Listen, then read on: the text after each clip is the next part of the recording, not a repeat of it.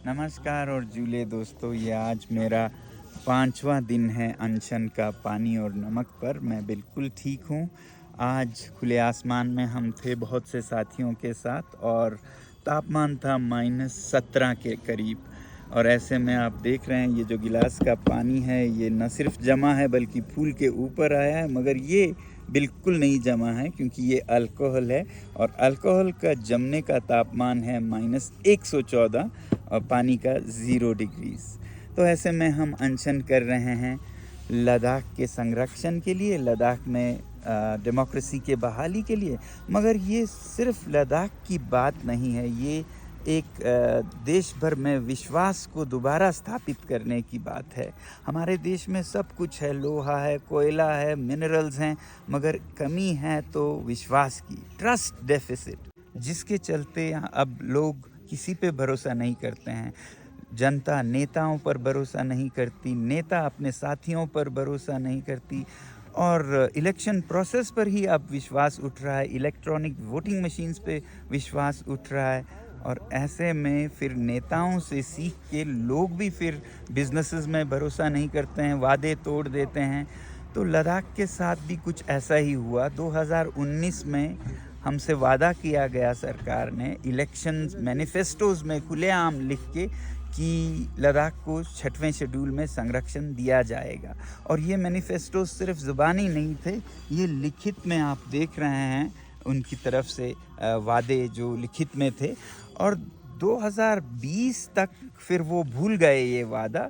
फिर जब दूसरा चुनाव आया हिल काउंसिल का, तो लोगों ने यहाँ पर कहा कि हम चुनाव में हिस्सा ही नहीं लेंगे अगर इस तरह से होता है, तो उन्होंने बॉयकॉट करने का फैसला हुआ। इस पे सरकार ने स्पेशल एरोप्लेन, विमान भेजकर हमारे नेताओं को दिल्ली ले गए और वहाँ पर उनसे विनती की।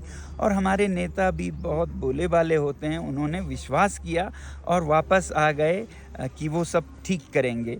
और यहाँ पर आके उन्होंने फिर से भारी बहुमत से रूलिंग पार्टी को जिताया, संसदीय चुनाव में भी और हिल काउंसिल में भी। फिर उसके बाद सरकार ने बिल्कुल भुला दिया इसको, 4 सालों के लिए टालम टोल करते रहे। और अब 4 मार्च को उन्होंने साफ साफ कह दिया, ना हम आपको लोकतंत्र देंगे, ना ही संरक्षण 6 शेड्यूल में देंगे। तो आप समझ सकते हैं ऐसे में लोगों का क्या भरोसा रह जाए। अब लोग यहाँ पर फिर से कह रहे हैं कि संसदीय चुनाव को आने वाले हम बहिष्कार करेंगे, बॉयकॉट करेंगे। मगर ये सिर्फ लद्दाख की बात नहीं है, पूरे देश की बात है। अगर इलेक्शन मैनिफेस्टोस के साथ यही हाल होता रहा तो लद्दाख एक उदाहरण बन जाएगा हर नेता के लिए कि कोई भी वादा कर लो, कोई ज़रूरत नहीं है पूरा करने की। मगर अगर लद्दाख के लोगों ने किसी तरह सरकार से ये मनवाया कि वो वादे पूरा करे, तो फिर एक अच्छा उदाहरण बनेगा 50 साल तक कि जो नेता वादे करते हैं उन्हें हमें पूरा करवाने का भी साधन है। तो लद्दाख का ये जो आंदोलन है बहुत ही क्रूशियल है ट्रस्ट डेफिसिट को ख़त्म करने के लिए भारत में। नमस्कार और जूले, ये 5वें दिन का ख़ात्मा है और अभी मेरा एक मेडिकल टेस्ट हो रहा है हॉस्पिटल की तरफ से। बताया गया था कि मेरा शुगर लेवल बहुत लो है, 20 पे है, जो कि 100 से 200 तक होता है। मगर वो जाहिर है, नेचुरल है, क्योंकि 5 दिन से कुछ भी अंदर गया नहीं है। तो बॉडी का अपना मैकेनिज़्म है, जब वो ग्लूकोज या शुगर नहीं पाता है तो वो कीटोसिस पे चला जाता है। खैर बाकी सब बिल्कुल ठीक है, वो भी ठीक है। तो आज 5वें दिन, क्योंकि आज संडे है, तो यहाँ पर बहुत से लोग आए थे, लगभग 1000 के करीब लोग आए थे, अलग अलग धर्मों के। और वो अपने अपने धर्म के मंत्र जाप करते, पूजा दुआ करते रहे पूरे दिन। और मैं उम्मीद करता हूँ कि अगले संडे आप लोग भी अपने शहरों में लद्दाख के समर्थन में एक दिन का अनशन ज़रूर करेंगे, क्योंकि ये लद्दाख की लड़ाई नहीं है, ये सच्चाई, सत्य और लोकतंत्र की है।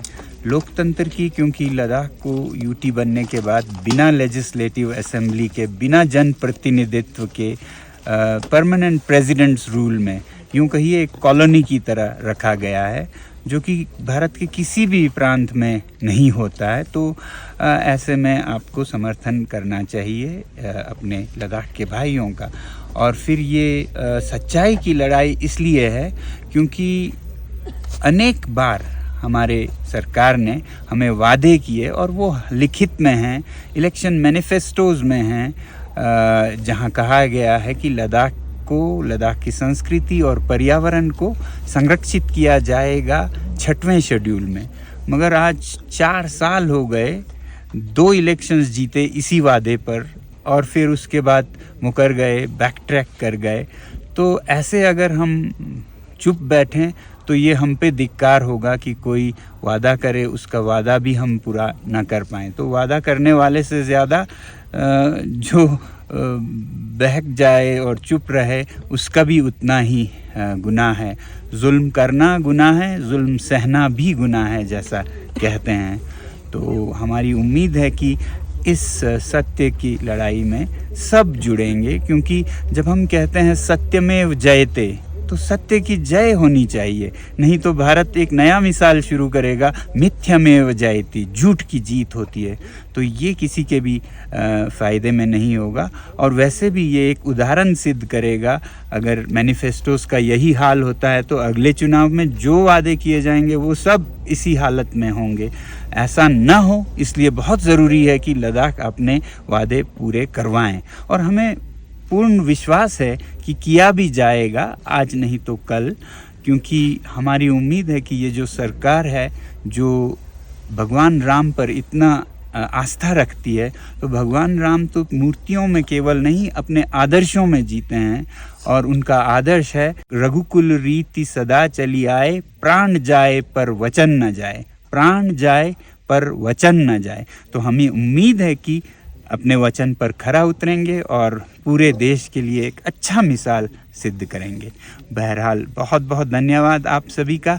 अगले रविवार 17 तारीख को उम्मीद है आप लोग अपने अपने शहरों से लद्दाख का और सत्य का समर्थन करेंगे। धन्यवाद।